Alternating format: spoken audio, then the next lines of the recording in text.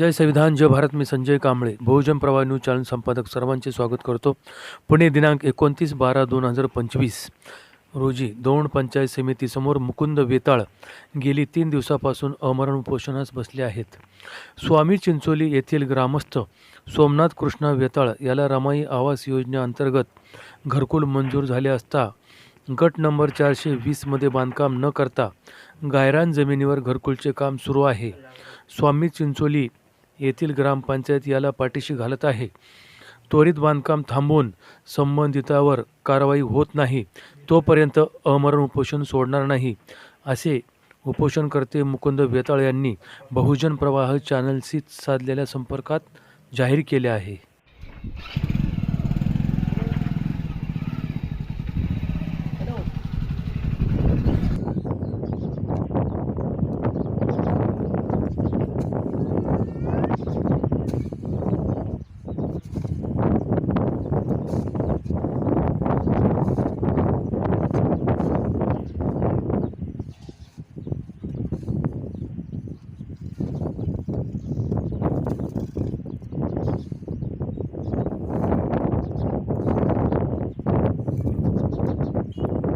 जय संविधान जय भारत. मी संजय कांबळे, बहुजन प्रवाह न्यूज चॅनलमध्ये आपल्या सर्वांचे स्वागत करतो. आज दौंड शहरामध्ये आपण आलेलो आहे. तर दौंड शहरामध्ये पंचायत समितीसमोर मुकुंद वेताळ हे कार्यकर्ते अमरण उपोषणाला बसलेले आहेत. तर 4थ्या दिवसापासून ते उपोषण करत आहेत.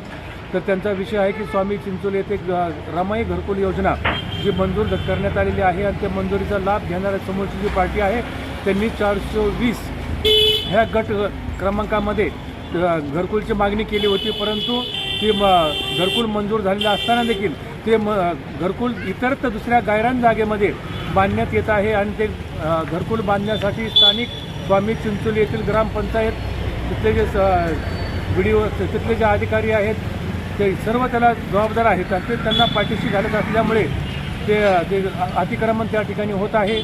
तर त्या अतिक्रमणाची सखोल चौकशी करून त्या सर्वांवरती गुन्हे दाखल करण्यात यावे यासाठी या ठिकाणी अमरण उपोषण सुरू आहे.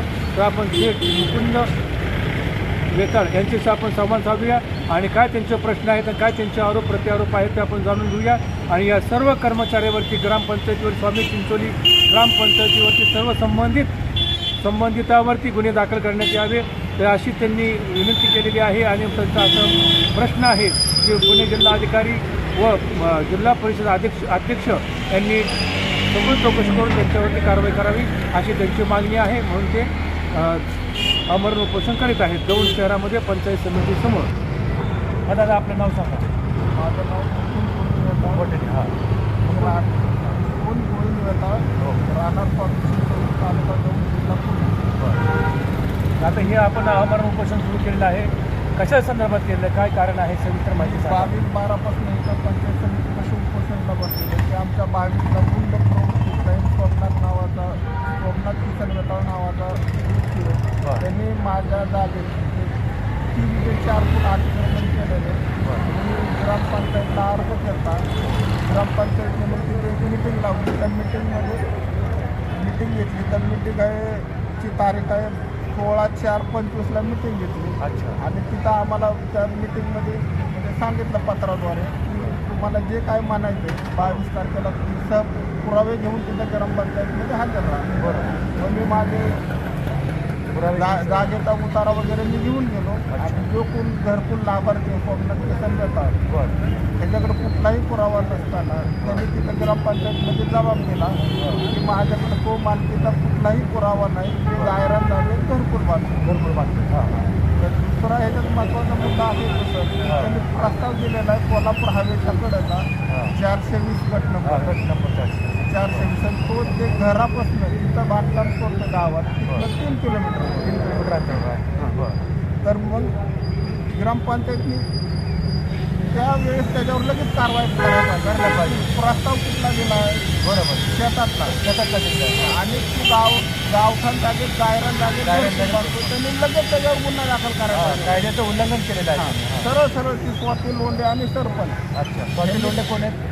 ग्रामसेविका स्वाती लोंढे आणि सरपंच पूनममध्ये त्यांनी आणि इथले जंजीर साहेब विस्तार अधिकारी त्यांनी 2.5 ते 3 लाख रुपये त्यांच्याकडनं खाल्लेले जागा मिळून देतो म्हणून. अच्छा. त्याच्यानंतर मी संबंध आपले दौंडचे साहेब पंचायत समितीचे त्यांना ते सगळं पत्र व्यवहार हे सगळं दाखवलं.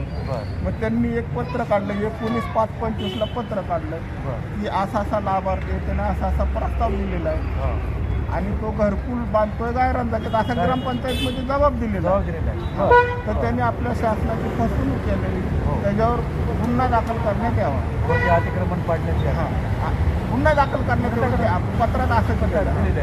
तर त्यांच्या पत्राला सरळ ग्रामपंचायतने केराची तुकडी दाखवलेली. अच्छा, बरं. त्याच्यानंतर परत 5/6ला दुसरं पत्र काढलेलं 5/6ला.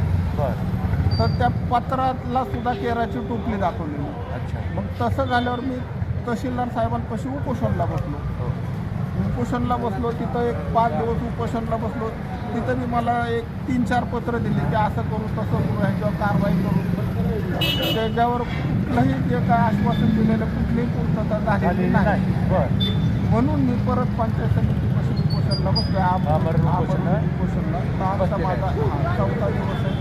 आणि अजून त्याच्यानंतर एक महत्त्वाचा असा विषय की 6 साला उपोषण जेव्हा मी करत होतो तहसीलदारपाशी, तिथं एक पत्र दिलं त्यांनी लाभार्थ्याला, कोरोना किसान गटाला, तुझं बांधकाम तुरंत थांबवण्यात यावं. तर ते बांधकाम थांबवलंच नाही पत्र देऊन सुद्धा. आणि तेवढं पुरतं थांबवलं मी 22/12ला ते बांधकाम परत चालू केलं. ते कुणाच्या आदेशाने बांधकाम चालू केलं. तर ती चौकशी करून वकील लोंढे, सरपंच पूनम म्हणते आणि इथले नानासाहेब जंजिरे ह्यांच्यावर गुन्हा दाखल करण्यात यावा. हे मिले भगत करून ह्यांनी हे सगळं गुन्हा दाखल करण्यात यावा ही मागणी आपण जिल्हा परिषद अध्यक्ष जिल्हा अधिकारी साहेब आपल्या जिल्हा परिषदला पत्र व्यवहार केलेला मी आम्ही त्यांना तुम्ही आवाहन करता आवाहन केलेलं त्यांना सुद्धा त्या ठिकाणावर कारवाई करण्यात यावी. म्हणून तुम्ही आपण मी उपोषणाला आमरण उपोषण सुरू केलेलं आहे. त्यासाठी आमरण उपोषणाला बसलेलं. आता हे तुम्ही आपण जे हे आरोप केलेले आहेत, हो हे आरोप केलेले आहे, हे आरोप सिद्ध करण्यासाठी आपल्याकडे सगळे पुरावे वगैरे सगळं पुरावे आहेत सर माझ्याकडे. सगळं ग्रामपंचायतचे पुरावे, पंचायत समितीचे उत्तर आहेत माझ्याकडे सगळे. हे सगळे पुरावे घेऊनच इथं बसलेले. अच्छा, म्हणजे आता तुमचा हा तिसरा 4था दिवस आहे ना? 4था दिवस आहे. म्हणजे या 4थ्या दिवसामध्ये काय कारवाई केली का? तुमच्या दखल घेतली गेली का? आंदोलनाची उपोषणाची दखल घेतली का? माझ्याकडे फक्त पहिल्या दिवशी इथं मरभळे साहेब आडसोड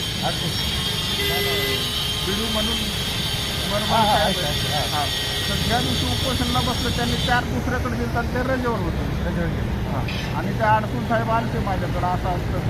तर म्हणलं साहेब मला काहीतरी तुम्ही कारवाई म्हणजे काहीतरी तुम्ही दाखवा मला की आम्ही केलंय म्हणून. बरोबर. तर पुढं मी उपोषण सोडतो. तर त्याच्यावर कुणीही आलं नाही. त्याच्यानंतर कुणीही आलं नाही. शाळवारला मागलं त्याच्यावर कुणीच आलं नाही. आता हेच तर माझी एकच विनंती प्रशासनाला की हे असं भ्रष्टाचार कवर होत राहणार. बरोबर. आणि एक अजून एक विषय साहेब, हे पत्र 10/10/23चं पत्र आहे. हे जे ग्रामसेविका मॅडम आहे हे कांदलगावला इंदापूरला कार्यालय, तिथं सुद्धा त्यांनी अख्खा रस्ताच खाल्लेला आहे. भ्रष्टाचार केलेला आहे. त्याच्यामुळं त्यांना एक काही कारवाई करून पोलीस जाऊन तालुक्यात पाठवलेलं आहे. आणि त्याच्यावर मी चौकशी करण्यात यावी. इंदापूरचं हे पत्र आहे माझ्याकडे. अच्छा, म्हणजे त्याच्यावरती आणि चौकशीला इथले दौंडचेच अधिकारी गेले. तिथले अधिकारी चालत नाही म्हणून दौंडचे अधिकारी गेले. इथले आहेत ओळखीचे आहेत माझे तिथे अधिकारी, त्याच्या सहाय्य त्याच्यावर. ते बी प्रकरण ह्याला जोडून ग्रामसेवकावर कडक कारवाई करण्यात यावी. सरपंचावर बी इथले जंजिरे साहेब आहेत, नानासाहेब, त्यांच्यावर कारवाई करण्याची माझ्या प्रशासनाला हा नम्र विनंती.